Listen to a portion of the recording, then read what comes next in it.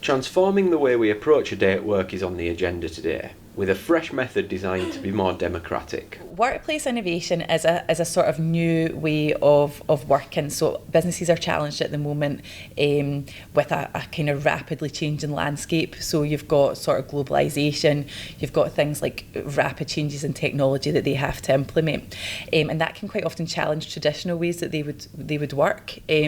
So businesses are kind of looking for a different way of working, and one of a way that has been proven to increase productivity, increase innovation in the business has been a more people-centred way of working, and that's basically what workplace innovation is. It's a more people-centred way of doing it. But increased productivity is often a term that strikes fear into the heart of the workforce in terms of workload. So does workplace innovation mean people have to work harder? It's really not working harder. It's kind of encouraging employers to create a space that allows employees to work more innovatively and more efficiently. Yeah, so rather than working harder, it's being more efficient in the way you do things and giving them the tools they need to do that.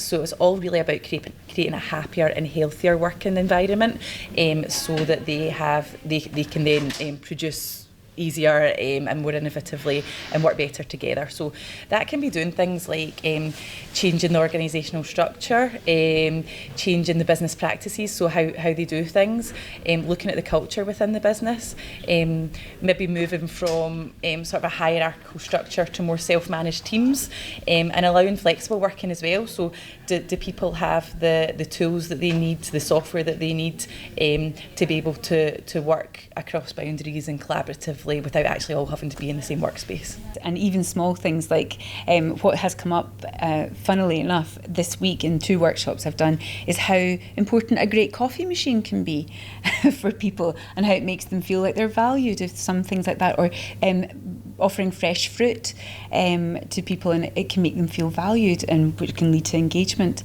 and yes, a happier and healthier workplace. But what about companies with a more traditional hierarchical approach who may be keen to cling to authority? It can be difficult to change, but it's also something that can change quite easily without knowing that it's changing, and understanding the impact that can have on teams, because culture is very important, and understanding where that culture comes from and how we can contribute to that culture, but also how to manage when it does change, and when it changes sometimes, and that can have a negative impact. So a realistic outlook in terms of the application of workplace innovation, but one that attendees today say makes sense in evolving economic times and for those who demand having more say about how they work. Ian McNally, That's TV.